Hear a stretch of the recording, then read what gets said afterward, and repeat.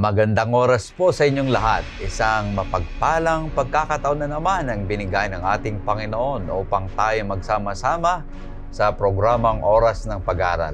Kami po ay nagagalak na kayo'y aming makasama muli sa ating pag-aaral ng Salita ng Diyos. Binabati natin ang ating mga tagapanood at tagapakinig dyan sa YouTube channel at Adventist World Radio Station 89.1 sa Luzon, sa Visayas at sa Mindanao, sa mga taga-Lumbanao, sa mga taga-Iloilo, Simbalo, Mantique, sa Panikihan, Gumaca, Quezon, sa Sipokot, Camarines Sur, sa South Caloocan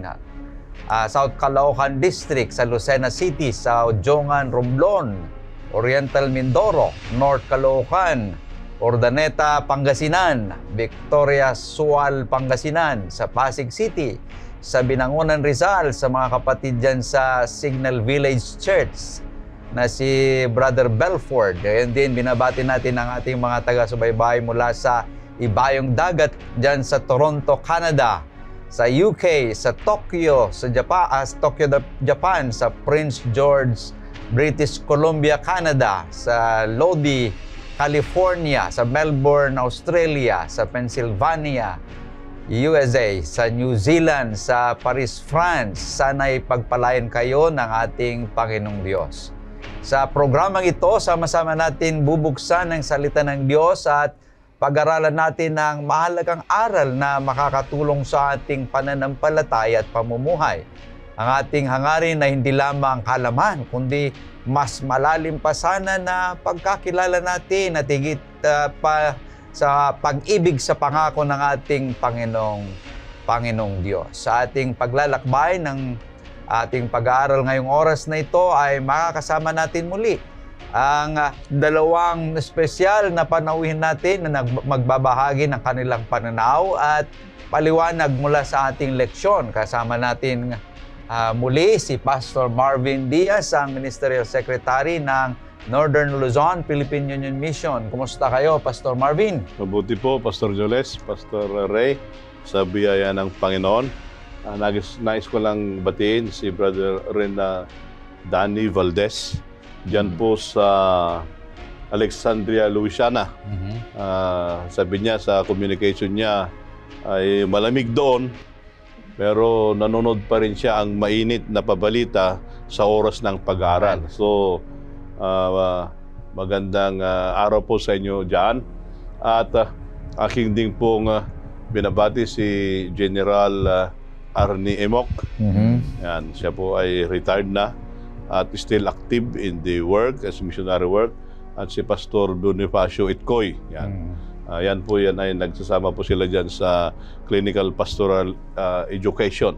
Amen. At sa lahat po ng mga nanonood, saan man kayong dako na napapanood po itong programang ito, nawa ang blessing ng Panginoon ay maranasan po ninyo. Amen. At syempre, kasama din natin si Pastor Relino Urbi, ang Sabbath School at Personal Ministries Director ng Southern Luzon, Philippine Union Mission. Pastor, kumusta kayo? Napakagandang araw ng pag-aaral, mga kapatid, Pastor Jules, Pastor Marvin. Binabati ko ang lahat ng mga kapatid natin mula sa SLPUM, ang ating presidente si Pastor Jerry Cajobe, sekretary natin si Pastor Danny Piegas at ang ating buting treasurer, si Sir Josue Popwe Jr. At patuloy na sila ay sumusuporta sa gawain at sinusulong ayon sa kalooban ng Panginoon Diyos. Lahat ng mga nakikinig at sumusubay sa programang ito, pagpalain kayo ng ating Panginoon Diyos, mga kapatid. Amen. Tayo ngayon ay nasa unang trimestre pa rin sa taong 2026 sa ating pag-aaral na may pamagat pinagkaisang langit at lupa, si Kristo sa Filipos at Colosas. Tunay na kamangha-mangha ang patuloy nating paglalakbay sa mas malalim na pagkaunawa sa mga banal na kasulatan. Ngayon tayo maghanda at sabay-sabay nating simulan ang ating pag-aaral ng ating leksyon. At inihikayat kong lahat na ilabas ang inyong mga Biblia at sumunod sa ating pagbubulay-bulay ng mga ginintuang salita ng ating Panginoong Diyos. At upang tayo'y gabayan ng Espiritu Santo, tayo po muna ay manalangin. Hilingin natin si Pastor Ray na pangunahan tayo sa ating panalangin. Tayo manalangin, mga kaibigan. O Diyos, sa manaming banal, sapagkat kayo ang lahat sa amin. Kinikilala namin na kayo ay aming buhay na walang hanggan, tagapagligtas at nagkakaloob ng kailangan ng bawat isa. O Diyos, narito ang bawat isa sa amin. Tinatagubilin namin ang aming buhay sa inyo, na nawa ay magkaroon kami ng karunungan sa aming pag-aaral sa oras na ito. Pagpalain niyo ang bawat isa. At ang ministeryo ng Banal na Espiritu ang aming maramdaman, maunawaan namin ang iyong mga salita. At kung anuman ang nais niyong ipabatid sa amin, ay aming tatanggapin at mabuksan ang aming kaisipan at aming puso na mapag-ibayot gayon na lamang na ito'y magbibigay sa amin ng inspirasyon na patuloy na naglilingkod na tapat sa inyo. Patawarin niyo kami, Panginoon Diyos, sa aming mga kasalanan, ganun din po pagpapadawad namin sa mga nagkasala sa amin. Ito hiling namin sa pangalan ng aming Panginoong Jesus. Amen. Amen. Tayo po ay nasa pang-7 na bahagi na ng ating leksyon sa trimestering ito na may pamagat na sang makalangit na pagkamamamayan. Sa Ingles po ay of heavenly citizenship. Naway maging makabuluhan at mapagpalang ating pag-aaral habang ating sinusuri ang pang-7 na bahagi ng ating leksyon. At ang ating talatang sasauluhin ay matatagpuan sa Filipos 4, talatang 6. Huwag kayong mabalisa sa anumang bagay, kundi sa lahat ng mga bagay, sa pamagitan ng panalangin at pagsamo na may pagpapasalamat ay ipaalam ninyo ang inyong mga kahilingan sa Diyos. Kaibigan, sa pagtatapos ng ating pag-aaral sa aklat ng Filipos ay pinapaalahanan tayo ni Apostol Pablo na sa gitna ng magulong mundo, may kapayapaang nagmumula lamang sa Diyos. Kapag ang buhay ay hindi umaayon sa ating naasahan, hindi tayo tinatawag na mabahala, kundi tayo'y tinatawag na magtiwala. Bilang mga Kristiyano, tayo hindi lamang mamamayan ng mundong ito. Tayo'y kabilang sa makalangit na kaharian ng Diyos. At ang pagkakakilanlang ito ay nagbibigay sa atin ng pag-asa, lakas, at direksyon sa araw-araw nating pamumuhay. Kaya nga't sa pag-aaral na ito ay tatalakayin natin ang 3 mahalagang katotohanan tungkol sa isang makalangit na pagkamamamayan. At merong 3 punto muli na ating tatalakayin. Ang lahat ng 3 puntong ito ay nagsisimula sa letter P. Ang una ay proper examples, ang pangalawa ay permanent homeland, ang pangatlo ay peaceful living. Sa bawat punto ay naasahan natin na hindi lamang natin maunawaan ang katotohanan, kundi may pamuhay din natin ito sa ating araw-araw na buhay. Ating isa-isahin ang 3 puntong ito, kaibigan. At ang una ay proper examples. Pastor Marvin, ano ang relationship nito sa ating title na Heavenly Citizenship? Proper examples. Maganda, Pastor Jolis, Pastor Ray. Actually, itong lesson 7, ito yung concluding lesson dito sa libro ng Philippians. At maganda yung title ng ating lesson, A Heavenly Citizenship. Pag titignan po natin, Pastor Jolis, Pastor Ray, na ito yung theme, di ba nasabi natin ng previous lesson, yung theme ng Philippians ay joy. At pag titignan po din natin, yung Philippians is dealing with the practical lifestyle of the Christians. Kasi sa next topic na ay pupunta na tayo doon sa Colosas. Mas technical ang term doon sa Colosas kasi nakikidil siya doon sa mga doctrines. Pero ito, Philippians yung lifestyle. Now, dito sa concluding lesson, ay ang sabi dito, heavenly citizenship. Now, before na i-dig in natin yung text, may mga kaisipan ba na ganito? heavenly citizenship is already true but not yet fully realized. Yan yung mga, nandyan yan siya, pero the realization ay still in the future. Already not yet. Yan yung tinatawag na already but not yet. Yan. Then, ito pa ang isa. Christian view, the heavenly citizenship, the Christian view is the tension of the already and the not yet kingdom. We experience now the lifestyle of the heavenly, but the realization is still in the future. Yan. Pero pag titignan natin, yung unang nating outline ay pag titignan mo, proper example. Hindi ba pwedeng example na lang, wala yung proper? Di ba pag sinabi mong example ay model. Pero ang inilagay ni Pastor Julius dyan, may proper. Meron bang improper example? Tingnan mo, maganda eh. 3 verse 17. Sige, isa-isayin natin. 3 verse 17. Mga kapatid, kayo'y magkaisang tumulad sa akin na tandaan ninyo ang mga lumalakad ng gayon ayon sa limbawang nakikita ninyo sa amin. Tingnan niya, bago tayo, ito yung unang, ito yung heavenly. Kasi may heavenly, may earthly model. Ito muna yung titingnan natin yung earthly. Brethren. Sino yung brethren dito? Sino yung brethren? Yung brethren dito, ina-address doon sa Philippian Church. Mga kapatid, sabi niya mga kapatid, doon sa kanyang sulat. Ito ang kanyang sinabi.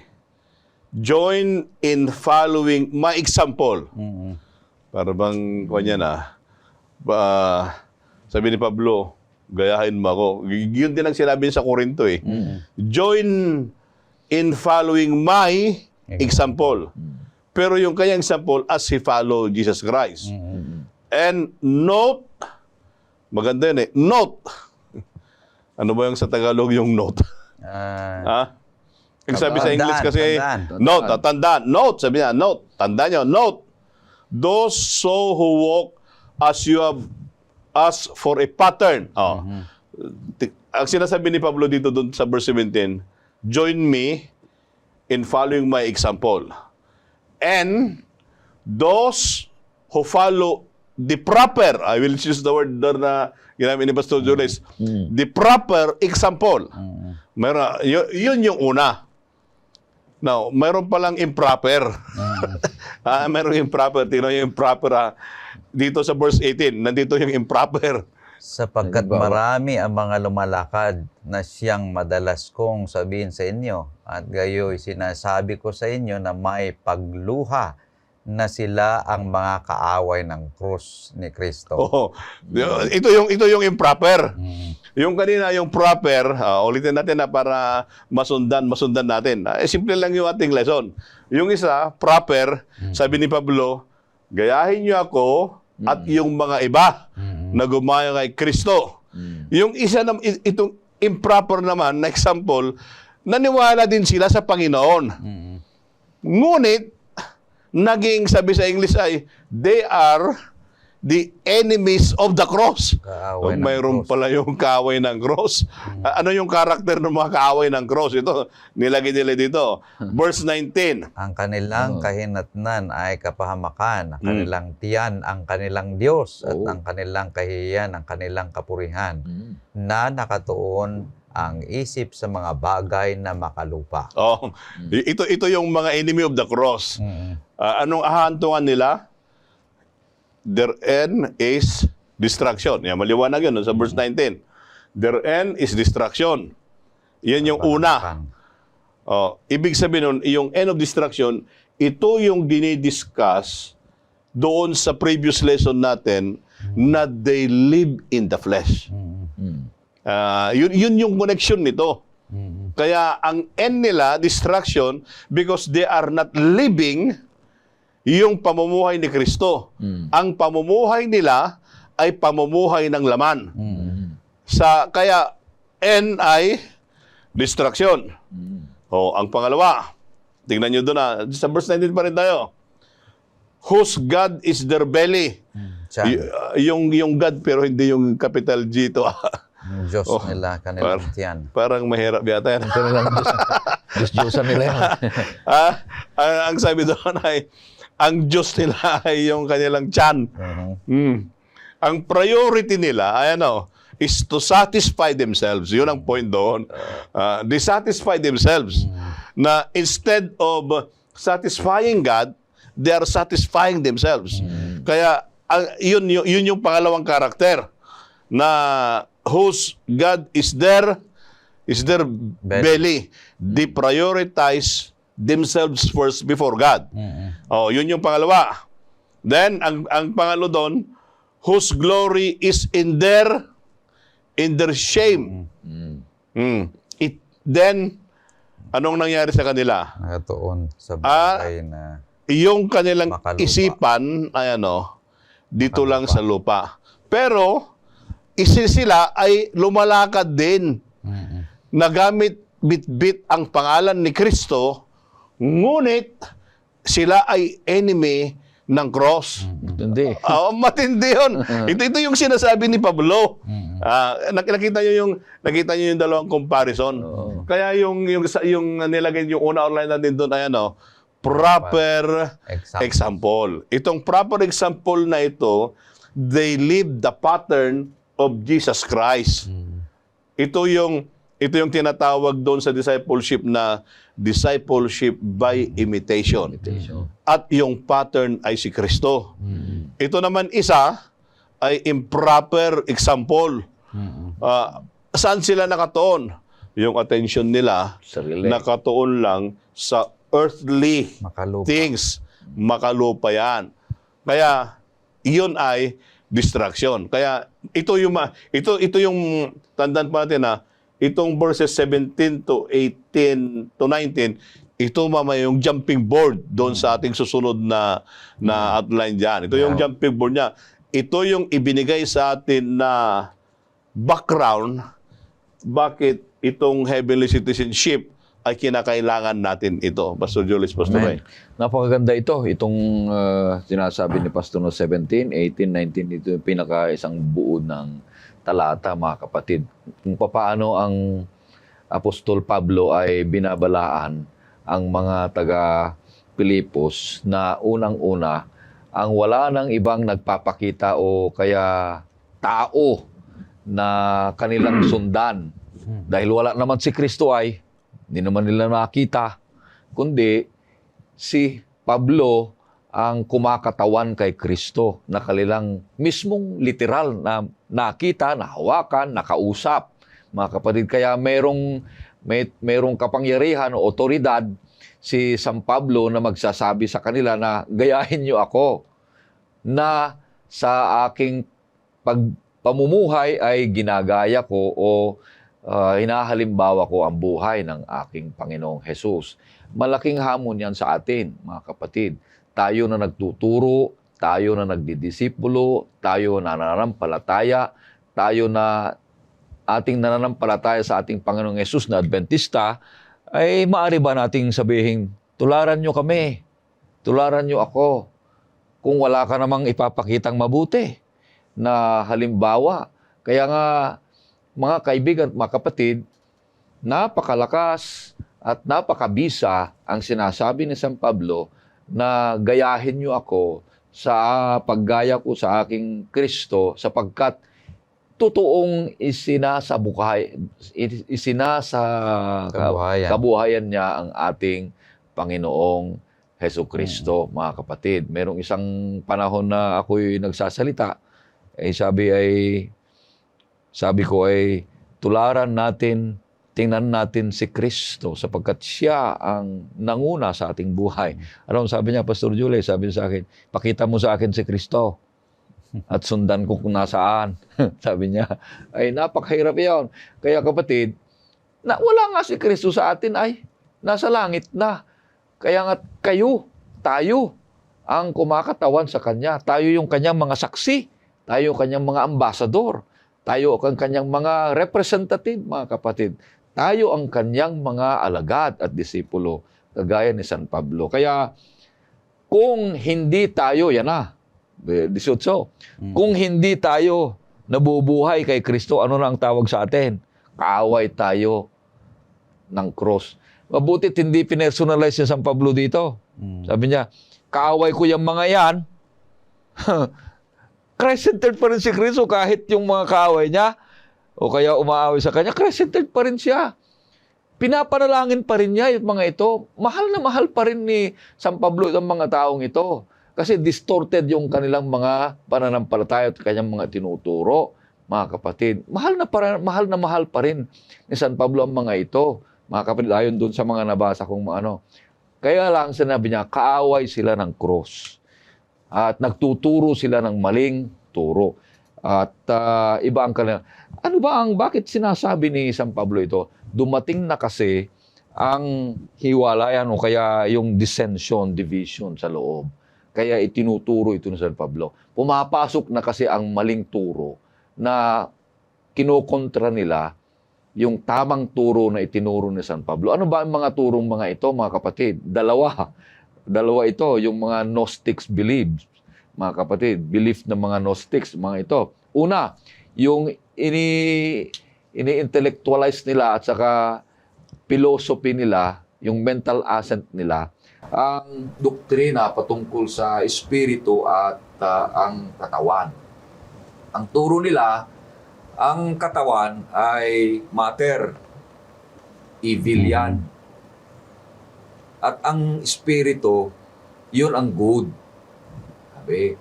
Kaya ikaw, sabi, yung katawan mo, evil yan. Kahit anong mangyayari yan, evil talaga yan. Pero, pagpatay ka na, sabi, yung spirit mo, yun ang buhay, yan ang magliligtas sa iyo. Kaya yung katawan mo, kaya kahit pakainin mo ng pakainin, ito, kaya sinasabi ni Pastor kanina, yung tungkol sa laman, kaya ang utak, ang isip, ang mindset ay tungkol sa laman. Makasalanan na ito, evil na ito. Wala ka nang magagawa dito. Hindi ito mababago. Pero yung espiritu, pagpatay ka, yan, okay yan. Kaya may mga doktrinang ganito din, di ba? Na itinuturong kinukontra ang turo ng banal na kasulatan. At iyan ay mahirap. Kundi ito ay isang bagay na sumisira sa doktrina ng banal na kasulatan. Kaya sa kaligtasan, sabi niya, itong unang punto, maliligtas ka pa rin. Kasi yung katawan mo, babalik sa lupa, yung katawan niyan, babaguhin ng Panginoon Diyos.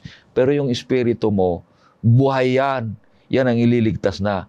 Maling turo nila ito. Kaya tinuturo ni San Pablo na ito na sila ay mga kaaway ng cross. Ang pangalawa, sinasabi dito, ay yung no man is complete without experiencing bad.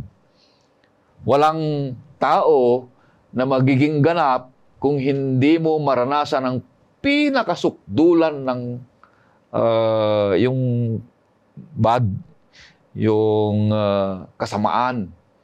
So, ang turo ng mga ito na pumasok sa Pilipos, na ginugulo yung turo ni San Pablo ay yung kaisipan na gawin mo lang na gawin mo yan dahil hindi ka magiging ganap na tao, hindi ka magiging tunay na lalaki kung hindi mo gagawin yan. Dapat gawin mo rin ang mga yan, tapos gawin mo rin ang mabuti, gawin mo rin ang mga yan para ikaw ay magiging ganap na tao. Maling turo ito, mga kapatid, na you have the liberty to do what you want because God's love is always there and enough to forgive you. Yun ang doktrina ng mga yan, mga kapatid. Kaya tayo, kung mayroon tayong kaisipan na gawin lang natin yung gusto nating gawin sapagkat ang Diyos ay maibigin na nagpapatawad, maling kaisipan, mga kapatid. Kundi, ang tinuturo ni San Pablo, mga kapatid, ay mabuhay kagaya ni Kristo. At paano mabuhay kagaya ni Kristo? Sapagkat wala naman si Kristo kanilang nakikita, nababasa lang nila, si Pablo ang uliran. Si Pablo ang halimbawa na nakita nila, nabasa nila, at nahawakan at nakausap nila, mga kapatid. Kaya ito yung isang bagay na halimbawa na hinahamon ng bawat isa sa atin, Amen. mga kapatid, na kagaya ng buhay ni San Pablo.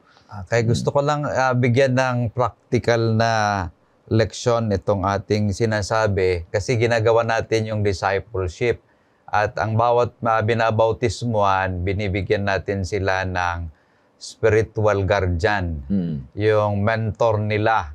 At dito sa ating leksyon, binabanggit na we need mature models in the faith. Yung sanang tinatalaga natin na mga mentor, yung mga spiritual guardian, ay nagbibigay ng proper example talaga sa mga nananampalataya. So, tinalaga tayo sa mundong ito sa mga tao na kung saan ay tinitingnan ng bawat galaw ng bawat isa sa atin. At yung leksyon na ating pinapag-aralan, tayo ay magbibigay sana ng tamang halimbawa sa mga tao na nakakakita sa atin. Tayo tutungo sa pangalawang leksyon. Napakaganda yung ating talakayan sa una. Ang pangalawa ay permanent homeland. Pastor Marvin, dito sa ating pangalawang leksyon, muli ay letter P yung ginamit natin dito, permanent. Kaya kanina nakita natin, Pastor Jules, Pastor Ray, yung comparison. Yung heavenly at saka yung earthly.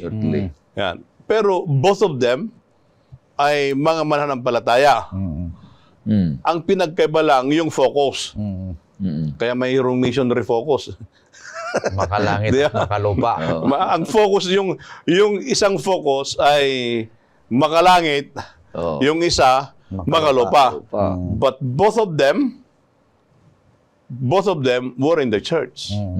Ito yung sinasabi ni Pablo yung sa verse 17 na yung address niya, mga kapatid. Ngayon, ang hamon niya ay sa dalawa. Hindi lang yung focus ay heavenly at saka yung earthly. Pinagsasabihan sila na ang sabi ni Pablo sa kanila ay doon po sa verse 20 at saka 21. Anong sabi ni Pablo? Ito na yung challenge niya, itong dalawang ito na ang focus ay heavenly at saka earthly. Sapagkat ang ating pagkamamamayan ay nasa langit, mula roon ay hinihintay naman natin ang tagapagligtas, ang Panginoong Hesukristo, na siyang magbabago ng ating hamak na katawan upang maging katulad ng katawan ng kanyang kaluwalhatian, ayon sa kapangyarihan na kumikilos sa kanya upang may pailalim sa kanyang sarili ang lahat ng mga bagay. Anong challenge ni Pablo? Tandaan ninyo, sabi mga kapatid, tandaan nyo. Ang sabi ni Pablo, Pagkamamayan sa langit. ang pagkamamayan natin ay hindi dito, doon sa langit. Kaya sabi doon, for our citizenship is in heaven. Tandaan nyo, sabi niya. Kasi ito yung focus niya, ito yung pattern ng dalawa. Heavenly, yung heavenly, walang problema yon. Kasi yun yung kanyang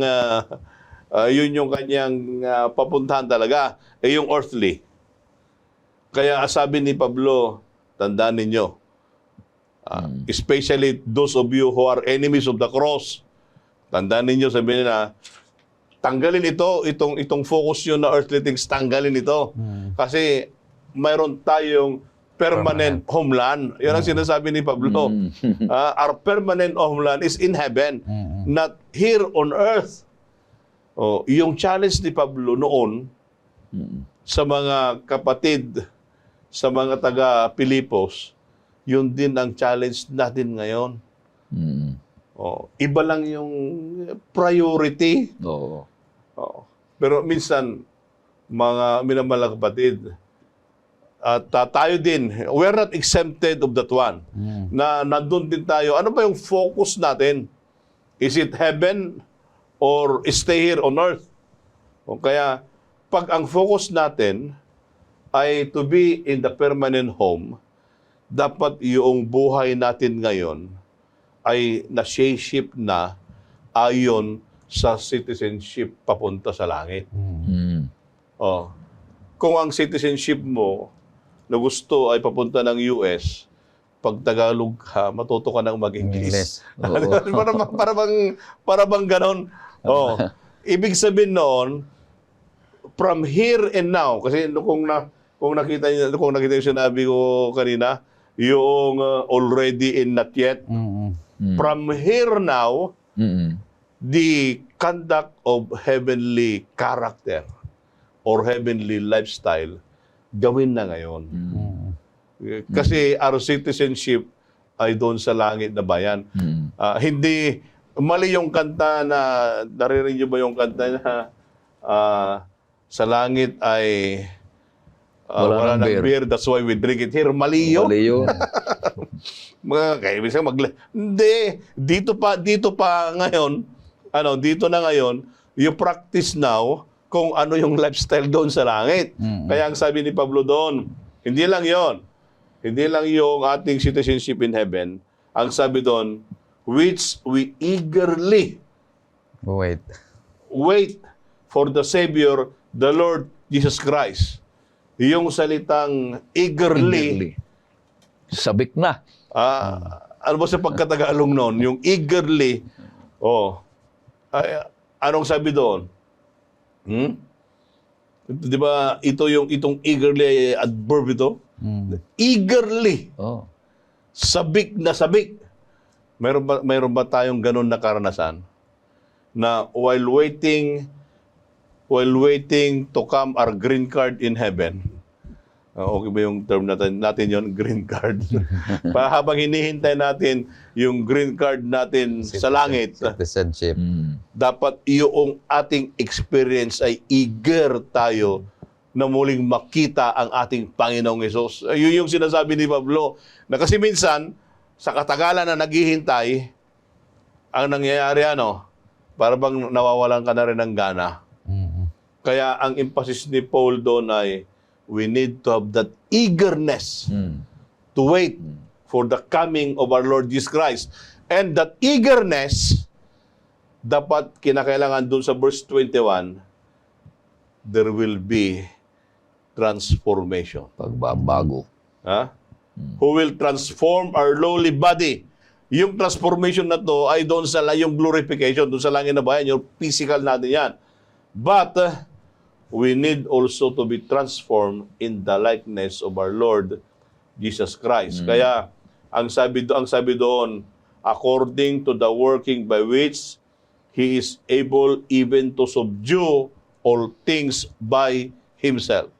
Napakaganda. Kaya, mga minamahal na mga kapatid, mga kaibigan, ito ang maganda. Na while let's fix now our mind. Let's fix our character and let us fix our lifestyle. Na yung lifestyle po sana natin ay suited for heavenly citizenship. At yung alab, nagbabaga ba yung term sa Diyos? Yung nagbabaga na pananampalataya natin ay wag po nating patayin yon. Yun dapat yung init ay patuloy habang hinihintay natin ang ating Panginoong Hesus.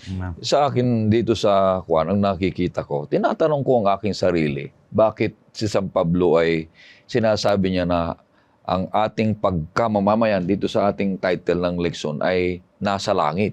At mula doon, hintayin natin ang tagapagligtas at siya ay darating at iuwi tayo sa langit na bayan. Alam niyo mga kapatid, nakita ko, nabasa ko, na ang Macedonia pala, lalong-lalo na ang Pilipos ay pinaka sinasabikan ng mga Romans, mga tao. Gustong-gusto nilang tumira doon sa Pilipos.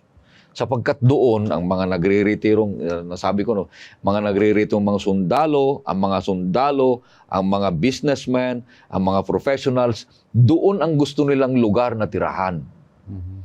At maunlad ang lugar ito. At ang mga Romans ay nandito. Yung damit nila, Romans.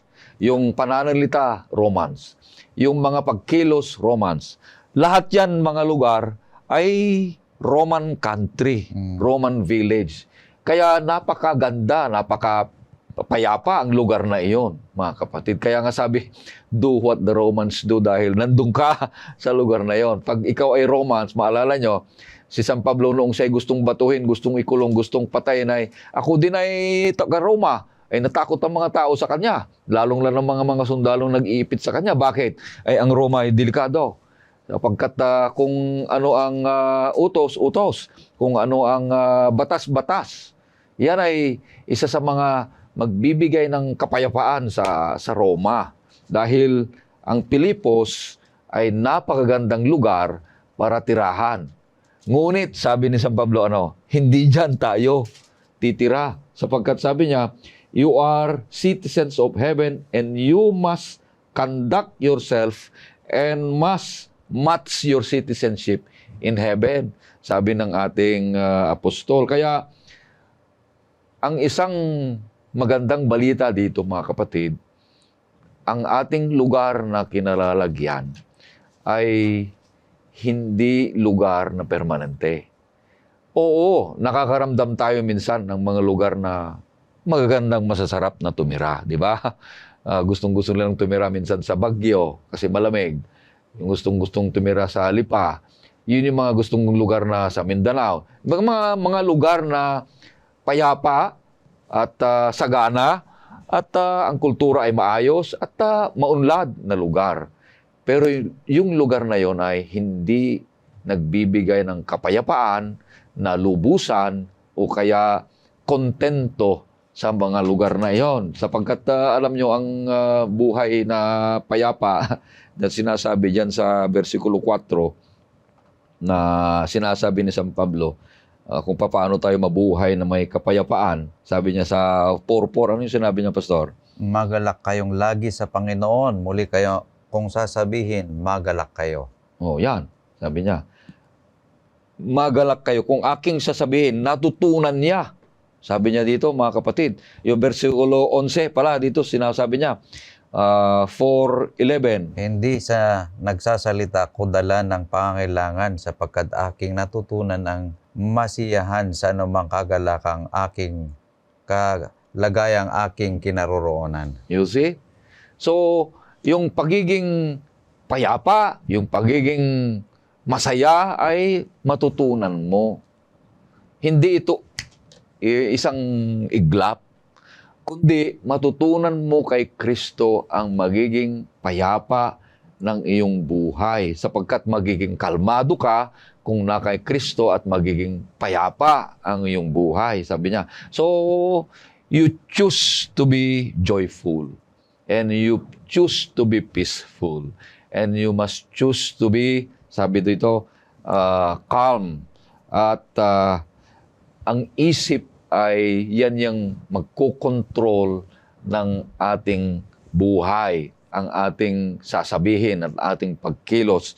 Sabi niya, aking natutunan, sabi ni San Pablo, mga kapatid. So tayo, matututunan din natin yan na magiging kagaya ng ating Panginoong Jesus na may payapang buhay, Pastor. Napakaganda yung sinasabi ng ating leksyon. We belong to those who are bound to heaven. Sa mga nananampalataya, they set their minds on heavenly things, yung binabanggit natin kanina. Pero doon sa mga makasalanan, sa mga lost, they set their minds on earthly things. Yung mga maligtas, they set their minds on heavenly things. Ngunit kung minsan nakikita ko, Pastor Marvin at Pastor Ray, karamihan sa atin ay ang ating isipan pa rin ay nandito sa lupa. Hindi pa rin sa langit ang ating iniisip, kundi hindi nagmamatch yung ating conduct doon sa ating citizenship na sinasabi ng leksyon because we are so caught in material things. Kung ano yung ating nakikita dito sa lupa na kung saan ay nagbibigay sa atin ng kasiyahan. Yun yung ating nakikita pa rin, yung nakatuon sa ating isipan. Kanya kung minsan, yung ating citizenship na heavenly ay hindi match doon sa buhay na ating buhay dito sa lupa. So, kagaya ng sinabi ni Pastor kanina na Ray, Just as the Roman colonists never forget that they belong to Rome, you must never forget that you are citizens of heaven. Amen. And your conduct must match your citizenship. Ito kaya nakikita sa ating buhay bilang isang nananampalataya. Pag tayo ay nasa restaurant at hindi maganda yung paglingkod sa atin, ay how do we treat the waitress there? Meron nga akong pastor totoong nangyari ito Hindi ko lang nakwento ko na yung anak ay nasa abroad. Mami, maghanda ka at pupunta ako dyan sa Pilipinas at iuwi kita. Ay sige, pinaghandaan. Itong mga gagawin mo, lahat yan, pinaghandaan na. Noong papunta na sa Amerika, dumaan na sila dito sa NLEX. Kumain sila. Nung kumain, ay hindi na lumabas yung nanay. Bakit hindi na lumabas? Nakahanda na yung pagkain. Tapos nung binuksan, pinilit yung lumabas. Sumagot. Kakain na tayo, nanay, sabi.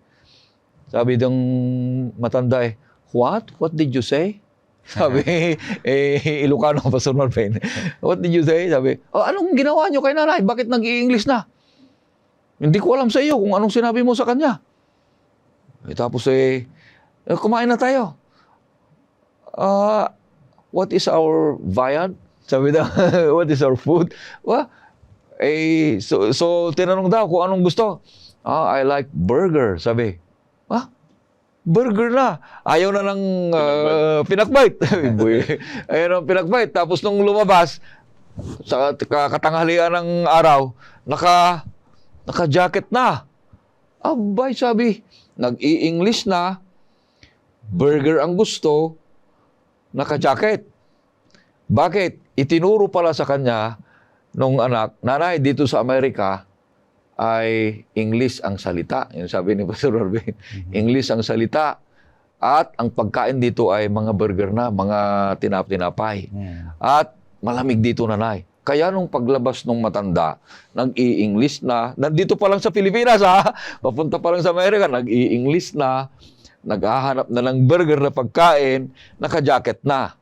Ang isip niya ay nasa Amerika, pero yung katawan niya nasa Pilipinas.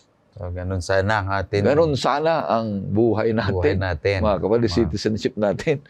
Okay. Salamat, tayo ay tatungo na sa pangatlo. Napakaganda yung ating mga talakayan. Kanya't tayo tutungo na sa pangatlong bahagi ng ating leksyon, peaceful living. Okay. So, pagkatapos na ating nakitang proper examples, permanent homeland, atin ang titingnan yung mapayapang pamumuhay. Pastor Marvin? Paano magkaroon ng mapayapang buhay? Samantalang si Pablo ay nasa bilangguan.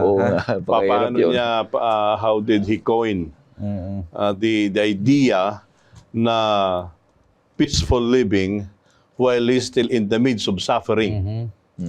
Kaya ang sabi dito sa 4 verse 8. Verse 8, kahuli-hulihan, mga kapatid, anumang bagay na totoo, anumang mga bagay na kagalang-galang, anumang bagay na matuwid, anumang bagay na malinis, anumang bagay na kaibig-ibig, anumang bagay na kapuri-puri, kung mayroong anumang kagalingan at kung may anumang nararapat papurihan, ay isipin ninyong mga bagay na ito. Maganda yung term na dito sa English sabi niya, if there anything praiseworthy, ano man ang mahalaga dyan, ang sabi na dito, meditate on these things. Yung salitang meditate, yung sa Tagalog, anong pagkatagalog dyan? Sa huling praise ng verse 8, anong sabi dyan? Isipin ninyo mga bagay na ito. Isipin ninyo. Ayan. Isipin ninyo. Huwag padalos-dalos. Minsan kasi, ang buhay pananampalataya ng isang mananampalataya, padalos-dalos sila at hindi nila iniisip kaya hindi ka nagkakaroon ng peaceful living. Kaya, pag tingnan nyo itong libro ng Philippians, yung mag-umpisa siya doon sa Philippians 1:18, rejoice, and I say again, rejoice. Rejoice. Tapos doon sa Philippians 4:4 ang sabi doon, rejoice in the Rejoice. Lord always. Mayroong yung term na always. Yeah. Always. Kaya hindi yung ma-rejoice ka ngayon, mamaya nakikipag-away ka. Hindi. Kaya ang sabi niya doon, rejoice always. Again, I will say rejoice. So, sabi ni Pablo, rejoice, rejoice, rejoice. Then doon sa verse 18, finally. Para bang gawa ng conclusion. Paano niya nasabi na rejoice lahat? Now, tingnan ninyo, nagbigay siya ng example doon sa kanyang karanasan. Ano yung karanasan niya? Doon po sa verse 11 at saka 12 and 13. Hindi sa nagsasalita ko dala ng pangailangan sapagkat aking natutuhan ang masiyahan sa anumang kalagayang aking kinaroroonan. Marunong akong magpakababa at marunong din akong magpasagana sa bawat bagay at sa lahat ng bagay ay natutunan ko ang lihim sa kabusugan at maging sa kagutuman at maging sa kasaganaan at maging sa kasalatan. Lahat ng mga bagay ay aking magagawa sa pamagitan niyang nagpapalakas sa akin. Ang ganda nito eh. Kaya ang sabi niya, ako natutunan ko. It's a personal testimony. Yung conclusion ng Philippians, actually, doon sa last part yung binasa, ito yung personal testimony ni Pablo kung paano niya naranasan ang joy o rejoicing sa Panginoon. Kaya sabi niya, in all things, naranasan niya ng shipwreck, naranasan niyang nagutom, naranasan niya na mayroong kayamanan, naranasan niya lahat ito. Pero anong sabi ni Pablo? Anong sabi ni Pablo? Both to abound and to suffer need. Doon sa 13, ito yung very familiar kasi minsan kinukot lang natin yung verse 13, hindi natin kinukot yung above na text. Kaya ang sabi doon, I can do all things through Christ who strengthens me. Yeah. Yun yung sinasabi ni Pablo. Kaya yung peaceful living, mararanasan yan ng isang mananampalataya kung sa lahat ng bagay ay ang Panginoon ay nandyan at ang Panginoon ang siyang nagpapalakas. Kasi yung peaceful living, hindi ka magkakaroon ng peaceful mind, peaceful character, o anumang klaseng peace yan pag wala si Kristo sa buhay mo na nagpapalakas sa'yo. We can only experience peaceful living when we are at peace in Christ. The moment that we are not at peace in Christ, then wala po tayong kasaganahan. Because our citizenship in heaven, we should be at peace in Christ in all things. Amen. Yun ang magandang punto. Ay sabi dito peace is not the absence of trouble, but it is the presence of God's protection inside you. So, ang trouble o kaguluhan ay laging nandyan, mga kapatid. Darating yan. Kalakip ng buhay natin sa mundo. Pero, meron tayong kapayapaan kung iniisip natin lagi na nagtitiwala tayo na ang presensya ni Kristo ang siyang naroon sa ating buhay, mga kapatid. Amen. Kaibigan, kanino ka humuhugot ng impluensya? Saan tunay na nakato ng iyong puso? At nahayag ba sa iyong pamumuhay ang kapayapaang mula sa Diyos? Sa ating napag-aralan, malinaw na ang isang makalangit na mamamayan ay nakikilala sa kanyang sinusundan, sa kanyang pinanghahawakang pag-asa at sa paraan ng kanyang pamumuhay. Tayo'y tinatawag na sumunod sa tamang halimbawa, mamuhay na may pananaw sa ating walang hanggang tahanan at magtaglay ng kapayapaang nagmumula kay Kristo. Kaya't sa gitna ng mundong pansamantala, naway piliin nating mamuhay bilang tunay na mamamayan ng langit, araw-araw sa salita at sa gawa. Maraming salamat sa ating mga panauhin na si Pastor Marvin at Pastor Ray sa kanilang pagbabahagi ng kaalaman at inspirasyon mula sa ating leksyon. Tunay na napakayaman ang ating naging pag-aaral ngayong oras na ito. Ngayon din kami po ito pusong nagpapasalamat sa lahat ng nakibahagit nakinig sa atin sa oras ng pag-aaral. Naway ang mga aral nating natutunan ay maging gabay sa ating pang-araw-araw na buhay, magpalalim sa ating pananampalataya at magbigay ng pag-asa sa ating lahat. Tayo po muna ay makinig ng isang tanging bilang, pagkatapos ay hilingin natin si Pastor Marvin na pangunahan tayo sa panghuling panalangin.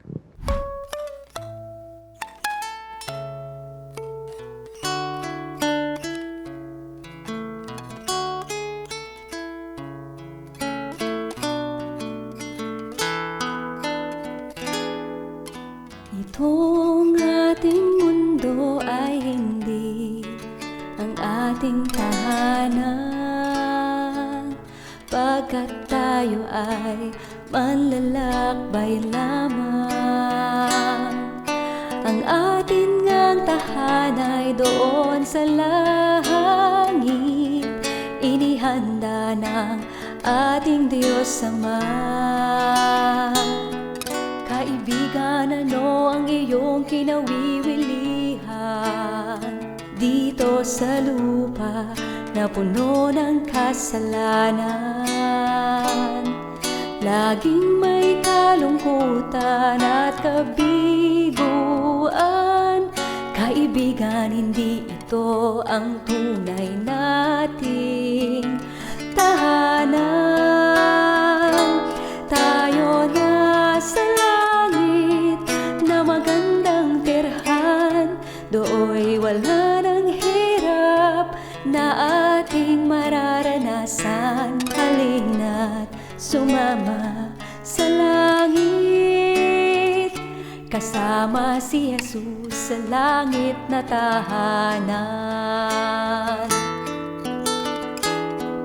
Kung ika'y umiibig dito sa sanlibutan,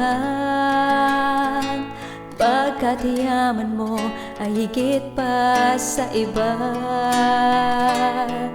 Kaibigan, payo ko sa'yo, iwanan ang lahat upang kamtin mo ang buhay sa langit na tahanan.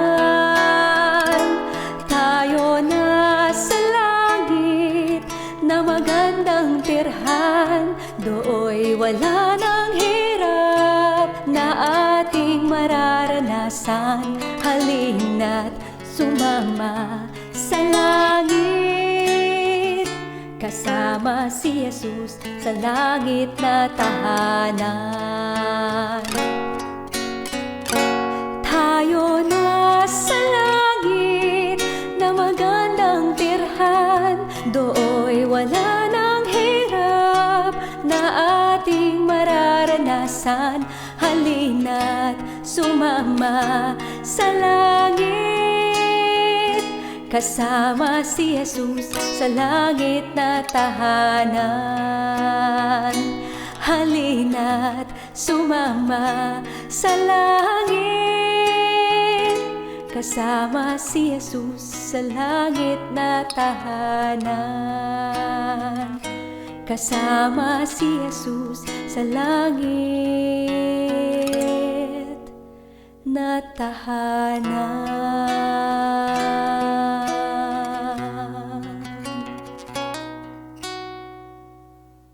Tayo po ay manalangin. Dakilang Diyos, marami pong salamat sa aklat ng Philippians. Nakita po namin ang katuwaan, kasayahan, kung ang buhay namin ay na kay Kristo.